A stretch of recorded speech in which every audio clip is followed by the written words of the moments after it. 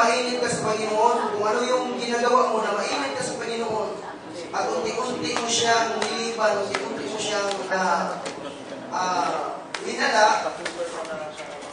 ikot larawan yun na nang pinuputunan mo yung Diyos mo na pinapasan sa araw-araw.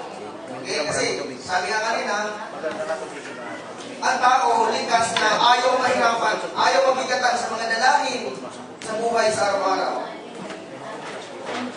Ang salitang nahiwalay ay hawig yan sa hindi nananatili sa lahat ng bagay.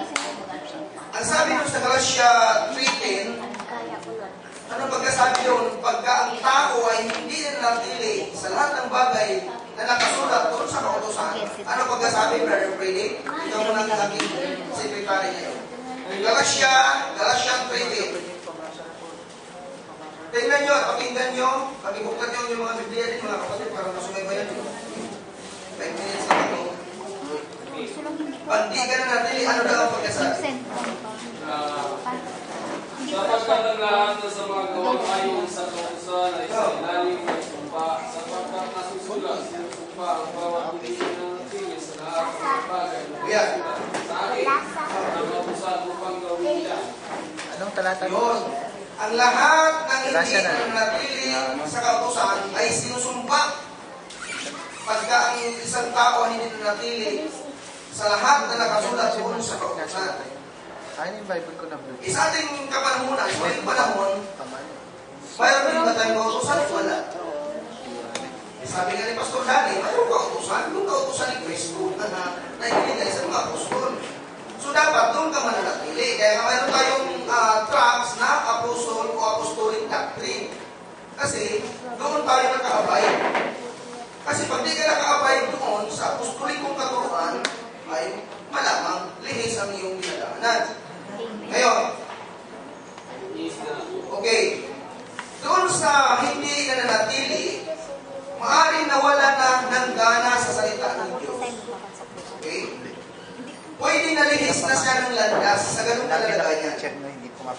Nagpatuloy ko. Sabi pa nga dito, ang masarap lang pa dito, kasama natin ang kapatiran sa loob ng iglesia, gaya nito. Pero ang masarap lang, hindi ka lang natin siya na paalalahanan, hindi natin siya na pagsabihan sa ganung aspekto ng kanyang spiritualidad, na kumbaga, lockmark sa ganung kalalagayan. Okay?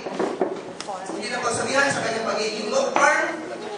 Baka sakaling may pag-asa pa, mga kapatid. At least, alam niya ang kanyang kalalagayan at tayo naman, wala tayong pananagutan after na mapagsabihan natin siya. Okay. Sa panahon ni Judas Iscariote, alam niyo ba ang kalalagayan ni Judas? Ay isa siya sa nagkamali sa pahayag. Isa siya sa biktima ng pahayag na kanyang natanggap dahil sa kawalan, dahil sa kakulangan ng pagiging Berian sa kanyang panahon.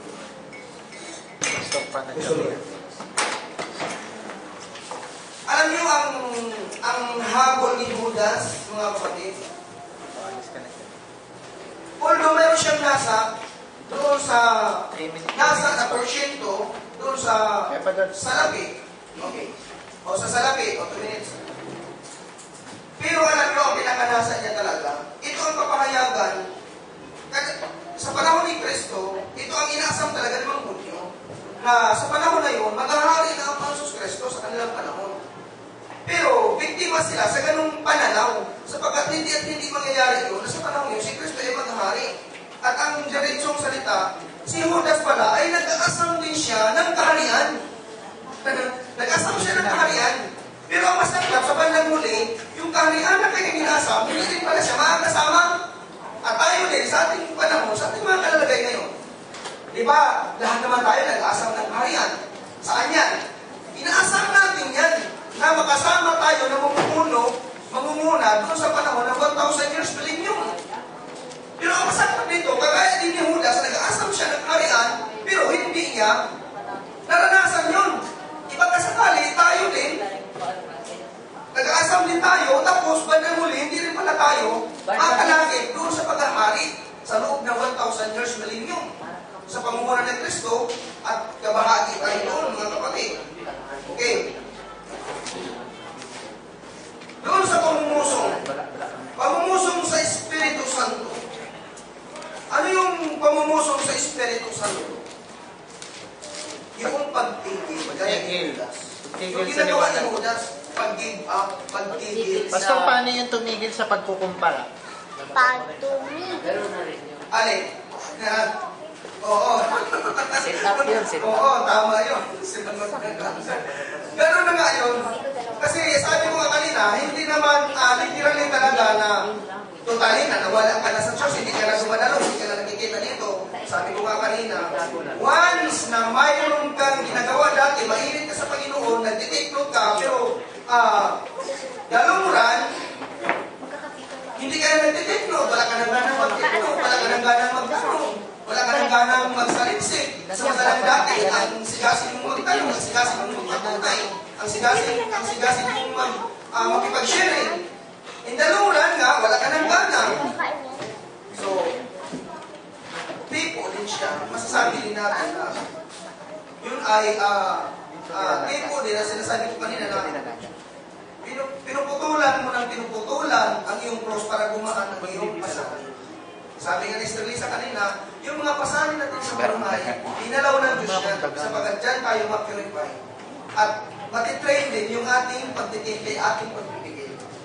Kasi likas sa tao, pag hindi siya na-train, hindi siya na-disiplina, madalas kaagad, mag-init ang kanyang ulo. So, binibigyan tayo ng mahabang pasensya. Diba? Sabi nga ni Pedro, Panginoon, kailan ba ang tao magkasala? Makapito ba? Sabi ni Kristo, hindi ko sinasabing makapito na magkasala pa rin matawarin. Kundi, pitong Kiko ng centuries. Tama-tama, alas 7 na. O, ibigay na natin doon sa Mag Chronicles.